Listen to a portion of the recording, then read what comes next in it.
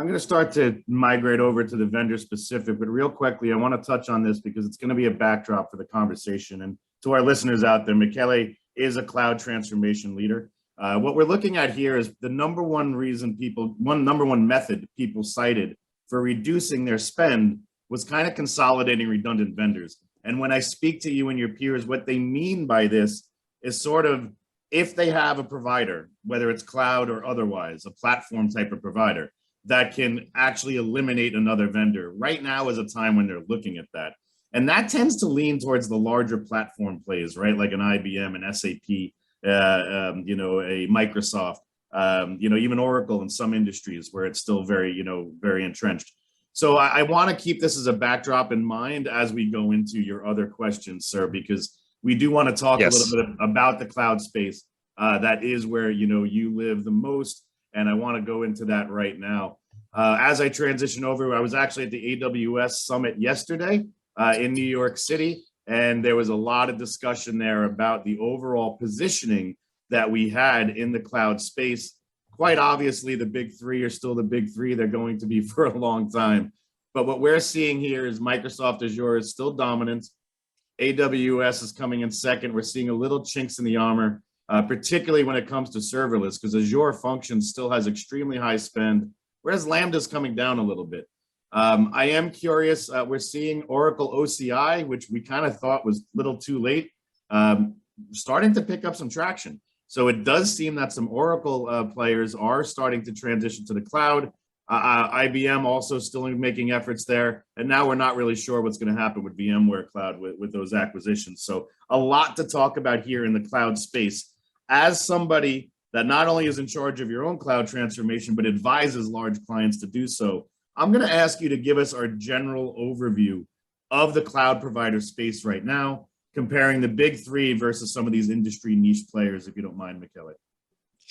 Yeah, absolutely. I mean, there is some caveat we need to consider in this space because there are many, many features here we're considering like Microsoft Azure Function, AWS Lambda, or Google Cloud Function, or etc. So, or VMware Cloud on AWS. So we need to consider, first of all, the major hyperscaler, and then the features that they might be used on top of that. So definitely AWS right now is the biggest one, the biggest hyperscaler.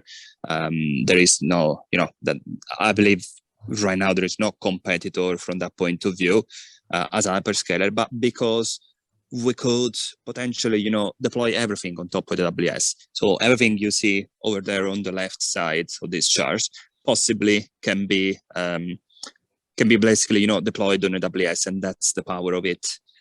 For example, you see also RedHat OpenShift is going to be, you don't have really, an hyperscaler for that, but you are going to need to deploy it somewhere. And generally it's going to be in AWS using their proposition managed version of them, or you can use, using Terraform or these kind of things. But at the same time, there is the serverless flavor of each hyperscaler that can be the Microsoft Functions or the AWS Lambda that have a massively value in terms of income for the hyperscaler. However, we need to bear in mind that I believe the most valuable income for the hyperscaler is going to be still in the infrastructure as service, or at least, those backbone services like EC2.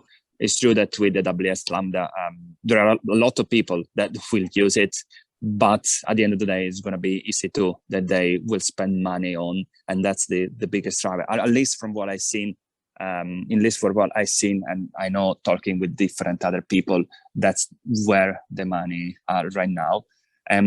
Because, you can run container also on top of the EC2 at the end of the day. Of course. And the world is moving also towards the container version, because serverless is fine, but also some pitfalls that are related to the fact that you need to, create a specific Lambda, a specific function for each specific, feature you want, rather than having maybe, and this tied to that hyperscaler, why having maybe a container, you can have small microservices that you can deploy whenever and not being tied to a hyperscaler, and therefore maybe potentially implementing in an easily way disaster recovery strategy, having another hyperscaler that we can scale up immediately if something happens in AWS or vice versa. So yeah, there are a lot of contests in the spending for the hyperscalers. I don't know if that covered your question or I was off chart. No, it really wasn't a direct question at the moment, so that was extremely helpful. I kind of want to understand, the reason I asked that is now the recent EU ruling really could impact some of these players. And I want your perspective as somebody who operates a business in the EU. A lot of us on this side of the pond are a little bit concerned about it. Actually, we were cited in the Wall Street Journal just last night discussing this. And I'm curious from your perspective, how big of a deal is this ruling for these players over in Europe?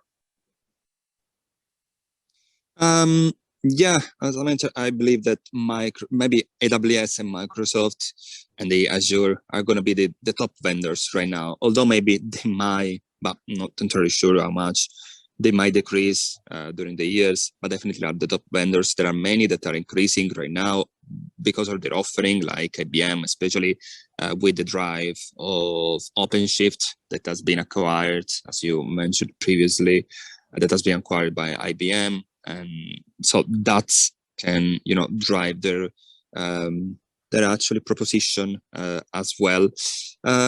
Oracle, for example, but it depends. It depends because I don't want to discuss a specific company, but I know that because of licensing, many people are moving out from the Oracle space and moving out to different competitors.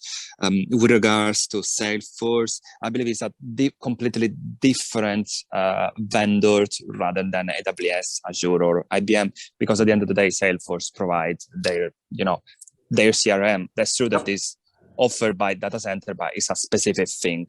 You can deploy whatever you want on that, but I appreciate it is in the trend. Yeah, I believe those are the main one.